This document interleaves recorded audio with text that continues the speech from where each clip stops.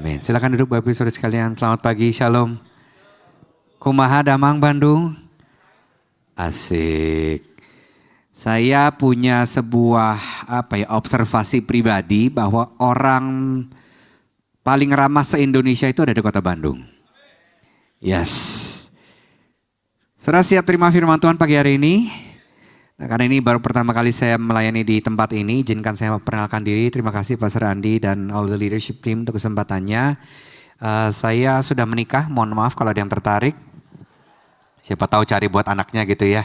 Ini foto keluarga saya orang Batak Cina. Saya Raja Guguk, ibu saya Senya Tan, istri saya keturunan Madura, Jember, dan Keraton Solo. Ya, namanya Mia, kami menikah hampir 20 tahun bersama-sama.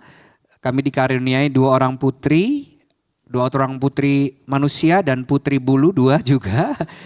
Yang besar, yang merah namanya Raya usia 18, Tiara usia 15. Dan yang bawahnya tuh Katen usia 5, Shih Tzu. Yang tengah yang saya pegang itu Kiwi usia 3, keturunan Maltipu. Namanya juga Raja Guguk, saya harus punya anjing dong ya kira-kira gitu ya. Nah gimana sih raja menggonggong pula tapi gak punya piaraan anjing, kayaknya kurang sejati gitu marganya ya. Karena kasih karunia Tuhan, saya melayani Tuhan di sebuah gereja yang buat saya spesial, istimewa, namanya Jakarta Praise Community Church.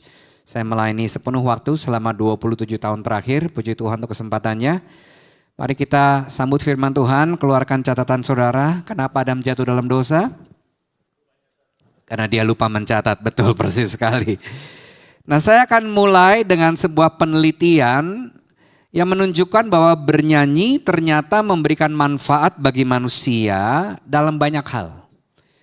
Bernyanyi membantu mengurangi stres, meningkatkan kekebalan tubuh, meningkatkan fungsi paru-paru, menaikkan daya ingat, nggak gampang demensia, memperbaiki kesehatan mental, dan mengatasi rasa sakit fisik dan rasa sakit emosional. Bernyanyi mendorong otak untuk melepaskan hormon endorfin yang menimbulkan perasaan senang. Hormon endorfin ini seringkali disebut juga dengan the feel good hormone. Hormon endorfin ini membantu memperkuat jalur syaraf dan meningkatkan yang namanya neuroplasticity. Apa itu? Kemampuan otak untuk berubah dan beradaptasi dengan pengalaman baru. Kabar baiknya Bapak Ibu Saudara tidak perlu pandai bernyanyi untuk menuai semua dampak positif dari bernyanyi tadi saudara. Nah, ada sebuah studi yang berjudul Neurophysiological Benefits of Worship dari Journal of Biblical Foundations of Faith and Learning. Studi ini menemukan berbagai manfaat dari penyembahan worship terhadap neurophysiological, fungsi sistem syaraf manusia. Dan ini penemuannya saudara. Orang yang meluangkan waktu, berapa lama Bapak Ibu? Sampai di sini dulu. Bapak Ibu punya 12 menit gak per hari? Punya pasti ya. Orang yang meluangkan waktu 12 menit per hari dalam penyembahan dan doa, ternyata menunjukkan adanya peningkatan kemampuan dan penerapan pemikiran dan perasaan untuk berempati, untuk mengasihi, and listen to this, sehingga mereka menjadi pribadi yang lebih menyenangkan, lebih pemaaf. Berhenti dulu di sini. Jadi kalau ada orang nyebelin di komsel saudara atau di keluarga saudara, bilang ini kurang nyembah dia. Jangan-jangan kalau selama ini Bapak Ibu Saudara ada yang bergumul dengan atau sulit memaafkan orang lain. Jangan-jangan karena kurang nyembah juga. Yang diingat-ingat tuh dosa orang, kesalahan orang. Nih ya kalau nggak karena dia nih gue nggak begini sekarang. Mereka jadi pribadi yang lebih menyenangkan, lebih pemaaf dan bisa mempercayai orang lain. Dampak psikis yang terukur seperti penurunan depresi, anxiety atau kecemasan, rasa nyeri yang kronis, dan gangguan stres pasca trauma atau PTSD sudah diidentifikasi dan dapat ditelusuri kepada satu tindakan yang dilakukan setiap hari, yaitu penyembahan. Menarik ya saudara ya? Saya waktu baca ini saya langsung bilang, beuh. Apa? Beuh itu amin 2020 namanya Bapak Ibu ya. Jadi nanti kalau Bapak Ibu ada yang mau bilang amin boleh bilang beuh gitu kira-kira ya. Nah saudara, saya jadi teringat dengan mami saya. Mami saya ini bergumul dengan kanker payudara selama 13 tahun. Kanker payudara, metastase ke tulang belakang, metastase ke otak, dan metastase ke paru-paru. 13 tahun. Hari-hari gini saudara, saya hampir gak pernah mendengar orang yang bergumul dengan kanker selama belasan tahun. Saya menemukan bahwa sebuah disiplin rohani yang dia lakukan setiap pagi jam 4:30 pagi dia bangun, memuji menyembah Tuhan, berdoa di pagi-pagi betul. Dan selama 13 tahun kanker hanya menjadi sebuah nama dan bukan sebuah realita. Ini mengkonfirmasi hasil riset tadi saudara, dari jurnal itu tadi. Ternyata doa dan puji-pujian penyembahan yang dilakukan mama saya setiap hari menjadi terapi yang gak pernah diresepin sama dokter. Terapi yang begitu mujarab sehingga hampir tidak pernah dia merasakan rasa sakit atau nyeri fisik yang berarti meskipun secara berganti-gantian dia terkena 4 kanker tadi. Nah saudara, sekarang saya akan melangkah lebih jauh dari sekedar penyembahan adalah sebuah nyanyian saja. Karena penyembahan sebetulnya saudara bukan hanya tentang apa yang keluar dari hidup kita, tapi juga menentukan apa yang sedang dibentuk di dalam. Semua bilang di dalam. Penyembahan itu nggak cuma tentang ekspresinya, karena kalau kita dengar kata penyembahan langsung kita pikir apa ya? Ada open worship gitu di antara lagu lambat. Tepuk tangannya, nangisnya. Ada orang yang baru intro lagu tangannya udah gerak-gerak. Ada yang seperti sugesti kalau tangannya gak gerak kayaknya hadirat Tuhan gak turun. Kata siapa? Ya, saudara, penyembahan itu bukan hanya tentang apa yang keluar, tapi apa yang terjadi, apa yang sedang dibentuk di dalam hati dan kehidupan kita. Itu sebabnya judul khotbah hari ini saya berikan judul worship, penyembahan yang membentuk hati kita. Worship that forms the heart. Semua bilang hati. Nah, penyembahan itu lebih dari sekedar ekspresinya. Saya dulu worship leader, worship kapal perang, worship. Saya dulu pemimpin pujian Bapak Ibu Saudara. Dulu saya suka terganggu kalau saya lagi mimpin pujian ada yang nggak ikut nyanyi, nggak ikut nyembah. Atau nggak berekspresi seperti yang saya mau. Jadi kadang-kadang pemimpin pujian tuh suka perlu memompa-mompa. Come on. Gitu ya. Jam. Gitu. Ada teman saya dulu kalau memimpin pujian gitu. Jam. 1, 2, 3. Namanya Siti Mohede.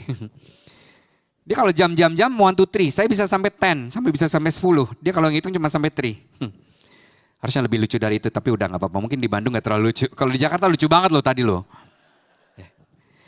Waktu kita ngomong penyembahan, kita memikirkan apa? Lagu. Tadi ada paling tidak 2 lagu yang Bapak Ibu yang sudah berlahir baru tahun akhir 90, akhir 80-an atau di awal 90. Ini lagu gue nih.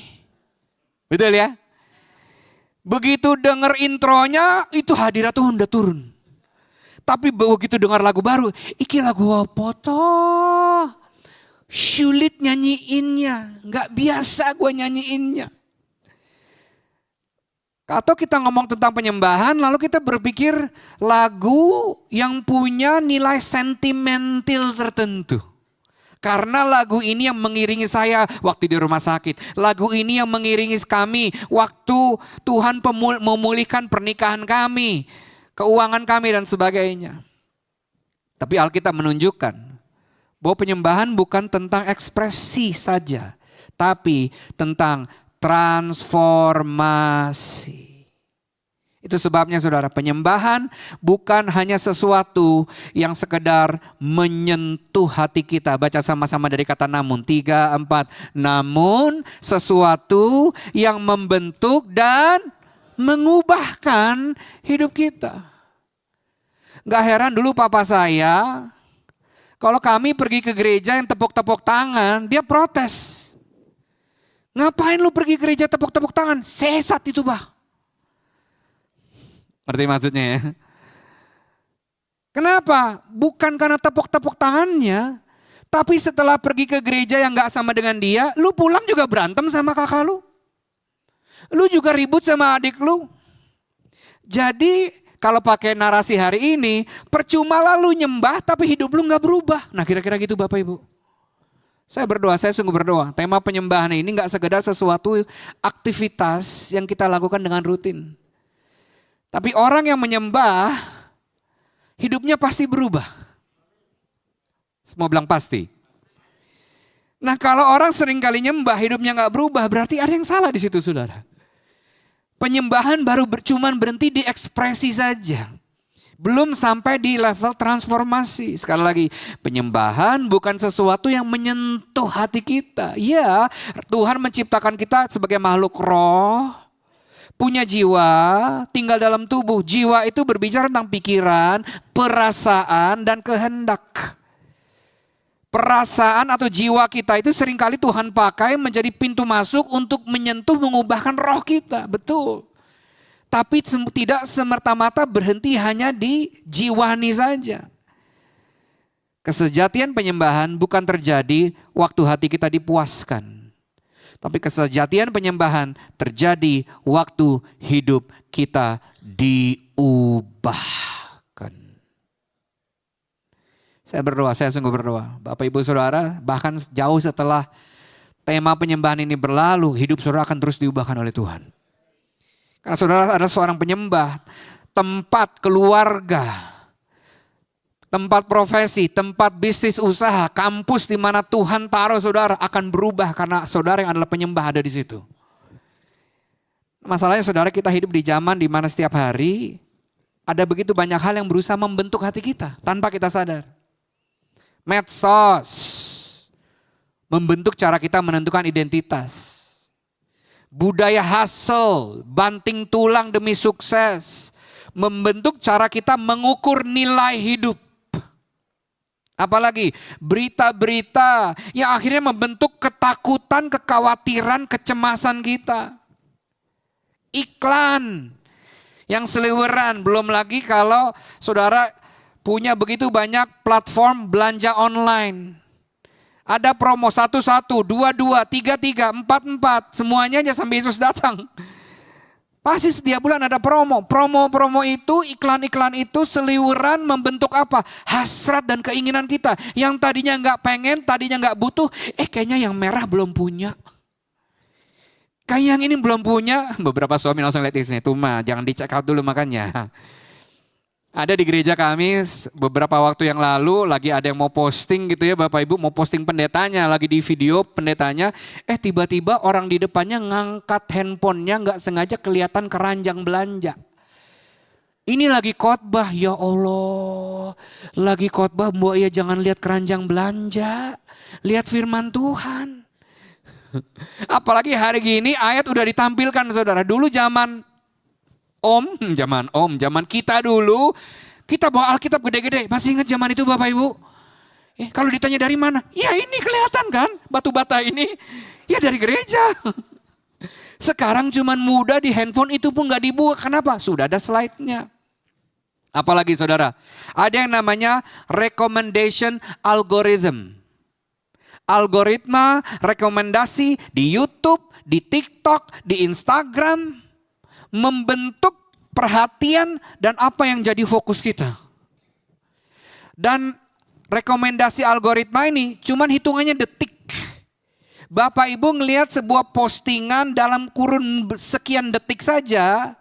Algoritma digawai saudara memberi pilihan-pilihan baru sesuai dengan apa yang kita tonton. Akhirnya itu jadi fokus kita. Nah hati manusia juga seperti itu saudara. Apa yang terus kita beri perhatian? akan semakin memenuhi hati ini. Tanpa sadar, setiap hari ada sesuatu yang terus membentuk cara kita berpikir, cara kita merasa, cara kita berkehendak, dan cara kita merespons kepada hidup ini. Yang tidur biarin aja dulu. Pertanyaannya saudara, apa atau siapa yang sedang membentuk saudara setiap hari? Karena kemungkinannya dua. You are either discipled by the word or by the world. Kita ini dimuridkan oleh dunia atau oleh firman. Pilihannya gak ada di tengah-tengah saudara. Kalau gak dimuridkan oleh firman, udah pasti dimuridkan oleh dunia. Itulah sebabnya penyembahan jadi penting. Karena apa yang terus-menerus menyita perhatian kita, pada akhirnya akan membentuk siapa kita. Saya ulangi, apa yang terus-menerus menyita perhatian kita, pada akhirnya akan membentuk, mentransformasi siapa kita. Pemazmur sudah menuliskan tentang hal ini. Perhatikan narasi di kitab Mazmur 135. Berhala-berhala bangsa-bangsa adalah perak dan emas buatan tangan manusia. Lihat apa yang terjadi dengan berhala itu. Punya mulut tapi gak bisa ngomong. Punya mata gak bisa melihat. Punya telinga gak bisa dengar. Juga nafas tidak ada dalam mulut mereka. Baca yuk dari kata seperti. 3, 4. Seperti itulah jadinya orang-orang yang pertama membuatnya dan semua orang yang percaya kepada berhala-berhala itu. Dengan kata lain, ini prinsipnya. Kita akan menjadi seperti yang kita sembah. Tapi saya nggak punya berhala kok Pak. Barang-barang tumpas itu udah dibakar di tahunan yang lalu. Nah saudara, perhatikan tadi ya. Orang yang menyembah sesuatu yang mati, perlahan-lahan akan mengalami ketidakberfungsian dalam hidupnya. Powerless, punya mulut tapi nggak dipakai untuk memperkatakan kehidupan. Padahal kitab Kejadian mencatat kita diciptakan serupa dan segambar seperti Allah yang menciptakan bumi alam semesta dan isinya dengan kuasa perkataan. Punya mulut tapi nggak dipakai untuk menciptakan sesuatu yang ilahi. Powerless mulutnya. Punya mata tapi nggak bisa melihat hari depan yang penuh harapan. Sightless, nggak punya penglihatan ke depan. Punya telinga tapi nggak memilih untuk mendengarkan firman Tuhan yang membangkitkan iman. Tapi iman timbul dari pendengaran dan pendengaran akan firman Kristus. Orang yang menyembah berhala, orang yang tanpa sadar punya berhala, kupingnya tuh nggak peka sama apa yang Tuhan mau ngomong. Makanya kadang-kadang firman Tuhan bilang apa? Berbahagialah mereka yang mendengar dan melakukannya. Punya nafas, tapi kerohaniannya kering. Datang ke gereja cuma sebagai sebuah hal yang rutin. Udah ke gereja, cek. Persembahan, cek. Pelayanan, cek. Komsel, cek. Tapi kering dalamnya. Karena prinsipnya sekali lagi saudara, apa yang kita sembah akan membentuk kita. Kita akan menjadi seperti apa atau siapa yang kita sembah. We will become like what or who we worship. Karena sekali lagi apa yang kita sembah akan sangat membentuk kehidupan kita. Menariknya saudara, berhala hari gini gak datang dalam bentuk patung. Apa sih berhala? Ini berhala. Apapun atau siapapun yang kita jadikan sumber. Semua bilang sumber. Yang pertama sumber apa? Identitas. Berhenti dulu di situ. Salah satu jebakan kami sebagai hamba Tuhan adalah bahwa pelayanan kami jadi sumber identitas kami. Dan itu sangat amat jahat saudara.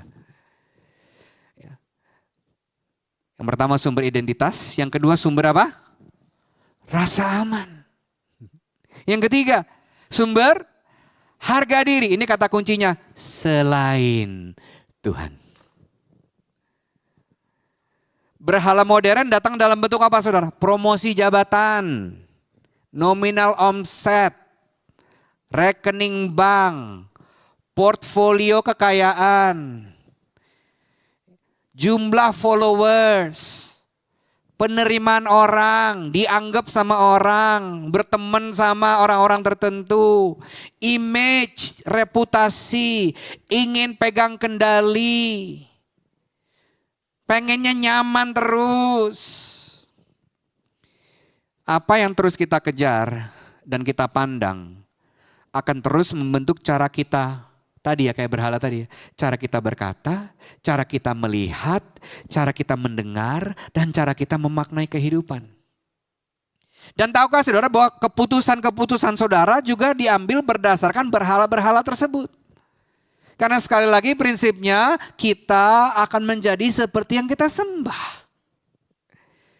Tapi kabar baiknya saudara, Alkitab juga menunjukkan apa yang bisa terjadi saat kita tidak memandang berhala, tapi yang kita pandang adalah Kristus.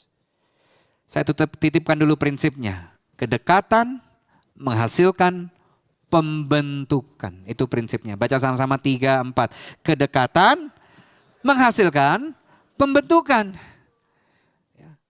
Proximity produces formation. Dan menariknya saudara, ada sebuah kata, akar kata dari skeptis dalam bahasa Yunani-nya itu skeptestai, yang menggambarkan seseorang yang mengamat-ngamati dari kejauhan. Semua bilang kejauhan. Ada jarak. Makanya gak heran saudara, ada netizen-netizen yang Kristen, skeptis terhadap gereja, skeptis terhadap hamba Tuhan, lalu berusaha membentuk opini masyarakat bukan karena mengalami tapi karena dia mengamat-ngamati dari kejauhan saja. Itu sebabnya biasanya yang lebih jago itu bukan yang ada di dalam tapi yang ada di luar, yang cuman komentator dan bukan kontributor.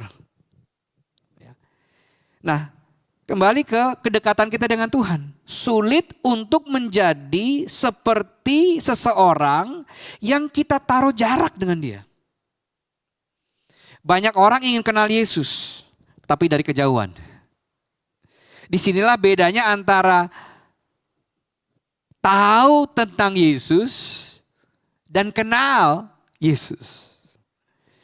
Cuman sekedar belajar atau mendengar tentang Yesus itu tidak serta-merta berarti mengalami Yesus secara pribadi. Nah, izinkan saya katakan kepada beberapa anak muda yang diajak orang tuanya ke gereja hari ini. Izinkan saya katakan demikian. Jangan sampai kamu punya iman lungsuran dari orang tuamu saja. Saya berdoa sejak kalian muda, kalian punya iman personal karena ngalamin Tuhan secara pribadi. Saya sungguh berdoa, anak-anak muda, saya berdoa kalian punya iman yang otentik, iman yang personal, bukan karena orang tuamu ngajak-ngajak engkau ke gereja, tapi karena kamu sejak engkau muda, kau ngalami Tuhan sendiri. Penyembahan adalah sebuah undangan untuk kita lebih sekedar tahu tentang Yesus. Tapi untuk sungguh-sungguh memandang dan mengenal Yesus dalam sebuah hubungan dan kedekatan. Karena kedekatan dengan Tuhan akan membentuk dan mengubahkan kita sehingga kita menjadi semakin serupa seperti Kristus pribadi yang kita sembah. 2 Korintus 3 mencatat demikian. Sekarang muka kita semua tidak ditutupi selubung. Dan kita memantulkan kecemerlangan siapa saudara? Tuhan Yesus. Alkitab terjemahan baru menulis kita mencerminkan kemuliaan Tuhan Yesus. Perhatikan ada kata memantulkan di situ saudara. Sebuah benda hanya bisa mencerminkan atau memantulkan benda lain dalam jarak dekat. Ya Pak ya. Tadi pagi tanpa sadar saudara sedang bercermin. Saudara nggak bisa lihat wajah saudara dengan begitu jelas kalau saudara jauh dengan cerminnya, betul ya? Makanya bahkan ada cermin-cermin magnifier yang memperbesar cerminan atau pantulannya. Begitu pula hidup kita saudara. Kita hanya bisa mencerminkan kecemerlangan Tuhan, kemuliaan Tuhan dalam kedekatan hubungan dengan Tuhan. Lanjut ayatnya. Sekarang muka kita tidak ditutupi selubung dan kita memantulkan kecemerlangan Tuhan Yesus. Baca sama-sama yuk dari kata dan. 3, 4. Dan oleh sebab itu, oleh sebab apa? Oleh sebab kita memang diciptakan untuk mencerminkan Kristus. Baca lagi lanjut. Kita terus menerus diubah menjadi seperti Dia. Berhenti dulu di situ sebentar. Pertanyaan saya Bapak Ibu Saudara, tolong dijawab. Terus menerus kira-kira sampai kapan ya? Sampai usia berapa ya Bapak Ibu? Sampai selamanya, betul ya? Sampai kita check out dari bumi ini. Sampai Tuhan memanggil kita bertemu muka dengan Dia. Lanjut ayatnya. Terus menerus diubah menjadi seperti Dia. Baca lagi dari kata makin. 3, 4. Makin lama kita makin. Jadi berdasarkan ayat ini kayaknya nggak perlu banget ke Korea ya. Dikasih the true kinclongness. Nah gitu kira-kira kalau pakai bahasa saya. Kecemerlangan yang sejati itu bukan dari foundation. Bukan dari shimmer. Ada yang beberapa tuh dengerin mama. Ya.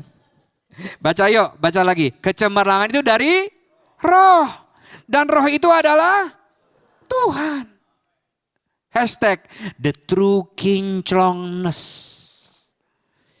Saudara kalau saudara punya budgetnya nggak apa-apa juga ke Korea. Ya.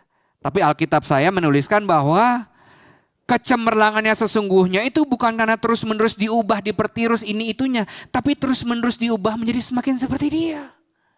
Itu kecemerlangannya sesungguhnya. Makin kesini anakmu, istrimu, suamimu, cucumu, mantumu, mama mertuamu makin bisa ngelihat Tuhan dari hidupmu. Makasih Pak aminnya. Nomor sepatu berapa Pak? Saya senang kalau ada orang yang excited dengan firman Tuhan. Ya.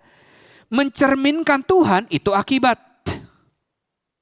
Sebabnya adalah kita terus menerus diubah jadi semakin seperti Kristus. Bapak Ibu Saudara, izinkan saya berbicara kepada Bapak Ibu Saudara yang bilang dirinya, saya ini udah tua Pak. Saya ngomong sama saudara sekarang. Tadi saya ngomong sama yang lebih muda ya. Selama nafas Bapak Ibu Saudara masih ada, Tuhan masih mau terus mengubah saudara menjadi semakin serupa seperti Dia. Doa saya, Bapak Ibu Saudara yang sudah jauh lebih tua daripada kami yang lebih muda, akan terus mencontohkan kehidupan yang bersedia terus-menerus diubahkan seperti Tuhan. Nggak ada kata selesai dalam sekolah kehidupan ini. Halo, saya berdoa Bapak Ibu Saudara yang sudah sering kali bilang ini, aku ini udah tua loh. Iya. Usia itu cuma angka Bapak Ibu. Kita hanya akan setua yang kita pikir. Tapi saya berdoa justru generasi yang sudah lebih tua ini mencontohkan peneladanan hidup yang masih terus mau diubah oleh Tuhan. Saya berdoa ini terjadi dalam hidup Bapak Ibu dalam nama Yesus. Ya. Nah tadi ada kata selubung di situ, betul ya? Pertanyaannya selubung apa yang dimaksudkan? Kita harus kembali beberapa ayat sebelumnya. Ayat 14 terjemahan TSI bilang ini. Tetapi pikiran nenek moyang orang Israel sudah tertutup. Bahkan sampai sekarang pun ketika anak-anak mereka baca kitab perjanjian lama. Sepertinya kain selubung itu masih menutupi apa? Pikiran mereka. Sehingga mereka nggak bisa ngerti apa masuk Alkitab. Kain selubung itu hanya disingkirkan. Listen to this. Ketika seseorang lahir baru. Percaya kepada Kristus. 15 sayangnya sampai hari ini. Karena mereka belum mau lahir baru. Mereka baca hukum Taurat seolah masih ada kain yang menutupi pikiran mereka. 16 baca yuk. Namun ketika seseorang bertobat dan berbalik kepada Tuhan Yesus, Roh Allah menyingkirkan kain selubung itu dari pikirannya. Apa yang bisa kita simpulkan dari ayat ini, saudara? Bahwa perubahan progresif menjadi semakin serupa seperti Kristus itu sangat amat terkait dengan pengenalan kita akan Tuhan melalui firman Tuhan. Itu sebabnya penyembahan tanpa pengenalan namanya pertunjukan. Tantangan saya kepada para pemuji penyembah Tuhan yang melayani Tuhan di penyembahan. Penyembahanmu hanya akan sedalam pengenalanmu akan firman Tuhan. Nggak bisa cuman melayani berdasarkan jadwal pelayanan saja, tapi kita nggak mau kenal firman Tuhan lewat firman Tuhan yang semakin dalam. Karena prinsipnya sekali lagi, ini buat kita semua. Penyembahan tanpa pengenalan lewat firman Tuhan hanya menjadi sebuah pertunjukan. Tapi penyembahan yang ditindaklanjuti dengan pengenalan akan Tuhan lewat firman Tuhan akan menghasilkan apa, saudara? Perubahan. Betul ya? Nggak mungkin orang yang bergaul karib dengan firman Tuhan hidupnya nggak berubah. Nggak mungkin. Nggak mungkin. Itu sebabnya, saudara, saya nggak percaya kalau ada orang Kristen yang terus-menerus pahit hidupnya. Nggak percaya. Pertanyaan saya gini, lu baca firman gak sih? Halo? Tapi Bapak gak tahu ceritanya sih Pak. Ya saya mungkin gak tahu ceritanya. Saya gak perlu tahu ceritanya, tapi Alkitab saya mencatat, barang siapa bergaul dengan firman hidupnya pasti berubah, pasti. Kenapa? Karena Yohanes 1 bilang Tuhan dan firman-Nya itu satu. Betul ya? Pada mulanya adalah firman. Firman itu adalah Allah. Jadi barang siapa bergaul dengan firman, Allah membentuk hidupnya. Pasti bentuk dia, gak mungkin enggak. Saya bisa hampir pastikan, saudara, mereka yang memilih untuk terus pahit, kepahitan itu pilihan loh. Saya tahu, saudara, gereja itu bisa bikin pahit. Saya tahu, butuh 2 sesi khotbah kalau saya mau cerita tentang bagaimana saya dizolimi oleh gereja. Bagaimana saya dizolimi oleh hamba Tuhan. Tapi bukan itu poinnya. Penyembahan dan pengenalan akan menghasilkan perubahan. Saya nggak berusaha mengecilkan rasa marah saudara. Saya nggak berusaha mengecilkan rasa pahit saudara. Perasaan pahit saudara valid. Tapi izinkan saya katakan demikian. Kepahitan itu sebuah perasaan dan itu bukan kebenaran. Itu bukan kebenaran. Perasaan kita valid, legit, tapi itu bukan kebenaran. Kalau kita masih terus-menerus berkubang dalam kepahitan kita, karya Kristus seperti belum cukup buat kita. Rasa pahit saya lebih nyata daripada korban Kristus di atas kayu salib. Kita lihat salib ini tiap minggu, saudara.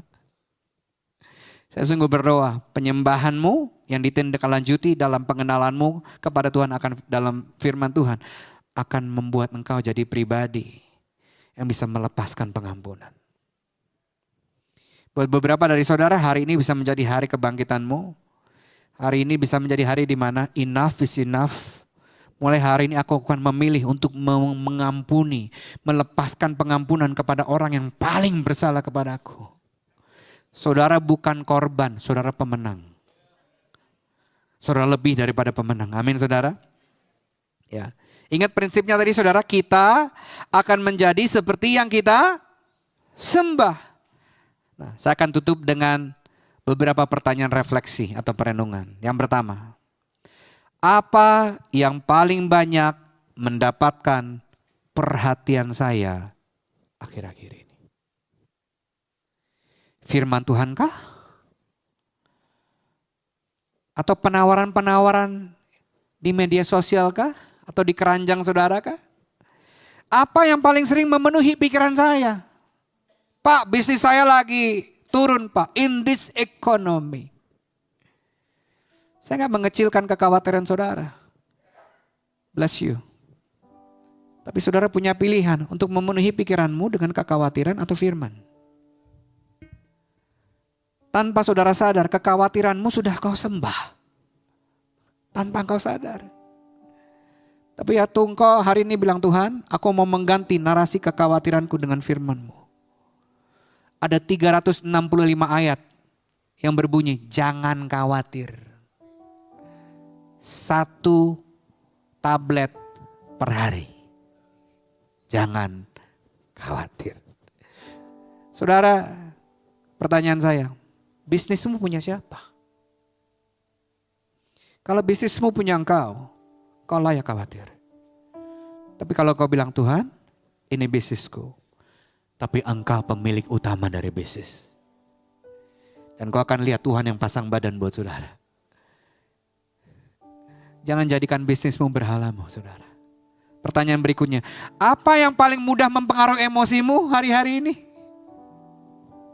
Tapi Bapak gak tahu sih Pak, saya masih ingat kejadiannya Pak. Iya. Tuhan tuh cuman bilang ampuni aja. Tuhan gak mau membuat saudara di amnesia atau demensia dulu baru lupain. Enggak. Tapi waktu saudara ingat, Tuhan aku mengampuni karena engkau mengampuni aku tanpa syarat. Waktu kita ingat lagi salib. Aku ini gak layak diampuni. Tapi ada seorang pribadi yang melayakkan aku sehingga aku diampuni. Mulai hari ini kau belajar, orang yang paling kau bilang, ini gak layak terima pengampunan saya. Kau kembali mengingat, aku pun dulu juga gak layak. Aku yang gak layak diampuni tanpa syarat. Hari ini, aku akan buktikan penyembahanku. Dalam tindakanku untuk mengampuni juga orang yang paling tidak layak buat aku. Pertanyaan berikutnya, apa yang paling menentukan rasa amanmu hari-hari ini? Portfoliomu kah? Keuanganmu kah? Itu sebabnya saudara, saya suka firman Tuhan bilang gini, damai sejahtera Tuhan yang melampaui segala akal. Waktu dalam kondisi yang gak masuk akalmu, damai itu penting. Saudara, engkau gak butuh kejelasan, kau butuh kedamaian. Kau gak bisa pilih, engkau mau damai atau mau jelas. Makanya ada penyakit hari-hari gini namanya OVT. Apa itu OVT Bapak Ibu? Overthinking. Badannya udah di tempat tidur, otaknya masih di mana-mana. Kalau ini gimana ya? Kalau itu gimana ya? Kali ini gimana ya? Tahu enggak saudara, overthinking adalah keinginan manusia untuk pegang kendali. Overthinking adalah keinginan kita untuk minta kejelasan akan masa depan. Saudara, kalau masa depan kita jelas gak butuh iman. Gak butuh iman. Apa yang paling saya takut kehilangan? Yang kedua, yang terakhir. Seberapa konsistenkah penyembahan saya terlihat? Dalam pengenalan saya akan Tuhan, lewat firman Tuhan. Dan kebersediaan saya untuk terus menerus diubah menjadi seperti Kristus.